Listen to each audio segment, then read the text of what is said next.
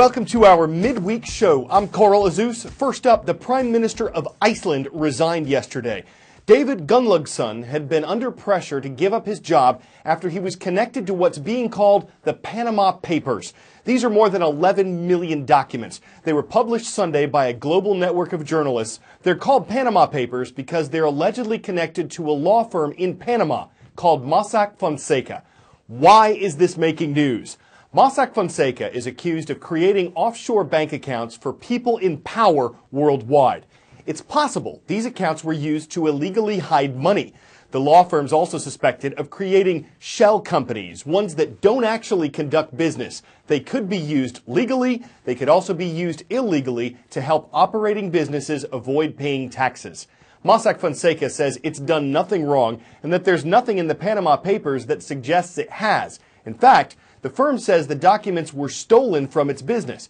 But because it's set up so many thousands of companies, and because those companies have been linked to some powerful global officials, international authorities suspect that some illegal activity was going on. The Panama Papers reveal a complex scheme and web of intrigue that goes across the globe. Those who were using the offshore companies, the clients, did so by hiring intermediaries, 14,000 banks, law firms, and other middlemen. The main destinations were Hong Kong, the United Kingdom, Switzerland, and the United States. Now, it's these intermediaries that dealt with Mossack Fonseca in Panama City. In fact, Mossack Fonseca may not even have known the true identities and owners of all the various shell companies that they set up. But they were setting up these shell companies and these nominees on an industrial scale. There were 113,000 set up in the Caribbean around the British Virgin Islands, followed by 48,000 in Panama itself. And then, of course, you've got those out in the Western Pacific that were also set up. Now, there is no doubt that many of these offshore companies were set up for entirely legitimate purposes.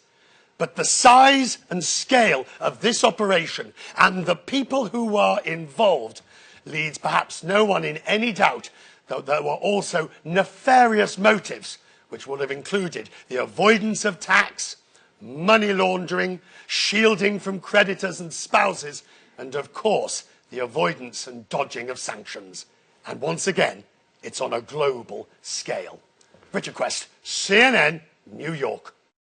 Yesterday, there were primary contests in the U.S. state of Wisconsin for Republicans and Democrats. CNN.com will have the latest results on them. When the state contests are wrapped up, if neither of the two Democratic candidates or none of the three Republican candidates wins enough delegates to clinch their party's nomination, the final decision will be made at the national conventions this summer. What's called a brokered, a contested, or an open convention is possible for both parties, but it might be more likely on the Republican side with three candidates still in the race. That could make the Republican National Convention complicated, unpredictable, and fascinating. You may look at the delegate count back there as all these candidates try to get to that magic number to clinch the nomination and think at the convention these delegates will go and represent the view of millions of Americans from all those primaries and caucuses. And they will to a degree. But if nobody gets that magic number, then many of these delegates will become free agents. They can vote for whomever they wish. And then the people who are selected to do the job can make a big difference. Let's look at Tennessee as one example. 58 delegates here based on the popular vote. Donald Trump gets 33, Ted Cruz gets 16, Marco Rubio gets 9. Under the state rules, and every state has different rules, they must vote that way for the first two ballots at the national convention. But after that, they can change, and the Trump campaign has already accused the state party of trying to push people into the delegation who will vote against him. If that happened, in a worst-case scenario, he could find that he lost a state that he already won. What about Louisiana over here? This was basically a tie for that state's 46 delegates. Donald Trump got 18 of them. Ted Cruz got 18. Marco Rubio got 5, and 5 were uncommitted. So we already don't know what these people are going to do. But after the first ballot, the entire Louisiana delegation becomes unbound, meaning it could all become a big question mark as to how this delegation is going to vote. What about North Dakota over here? North Dakota only has 28 delegates, but there never was a popular vote there.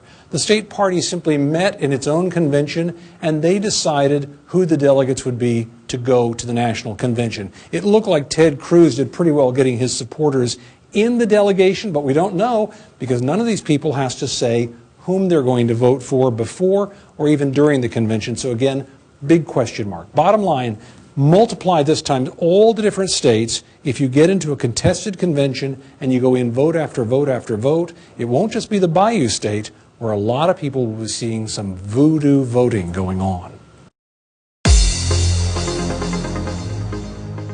Making one request a day is the way to get on our roll call. The site cnnstudentnews.com.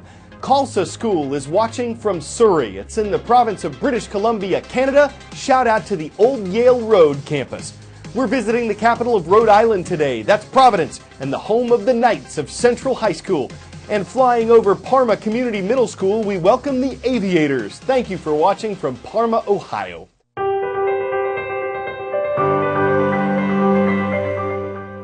According to information from the U.S. Census, almost half of all African American children in the country don't grow up with a steady father figure in their lives. Sheldon Smith was one of these people. But when his daughter was born in 2009, he didn't just commit to staying involved in her life. He later started a non-profit program to help other young men do the same thing. Since 2010, almost 200 young fathers have completed it.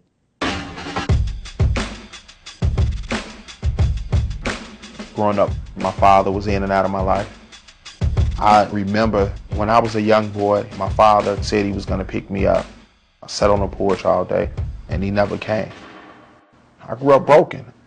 I just started hanging with the wrong people.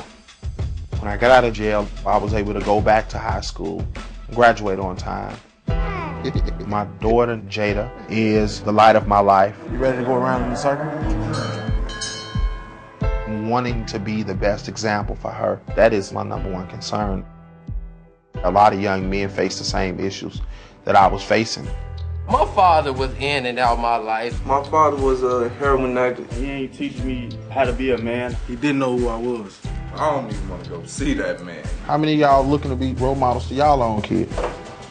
I wanted to provide these men with the skills that they need to be great role models and successful fathers to their children.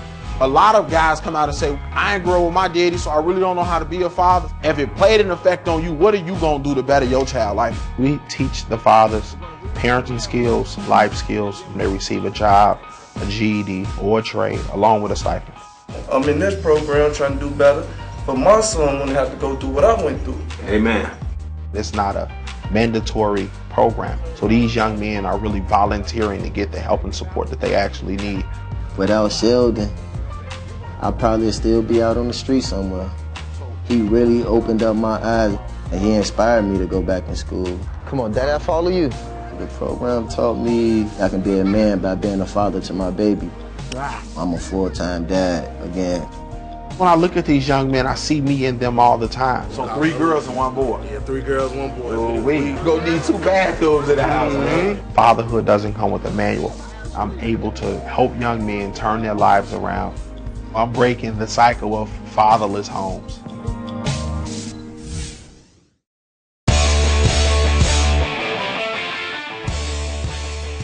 What started as an Easter egg hunt on Good Friday turned into a hunt for suspected burglars. In a small village outside London, kids were having fun with their families when they noticed a police helicopter had flown up and that 2 men were racing across a field. After seeing where the men were headed, the kids dropped to the ground and formed a human arrow, pointing police toward the suspects. Shortly afterward, the suspects were arrested. We'll be quick to point out that the kids fielded the challenge well. It's easy to see Plow, their excellent detective work, made a great point and helped catch the suspects with police. I'm Carl Azuz. Hope you'll direct your attention our way again tomorrow.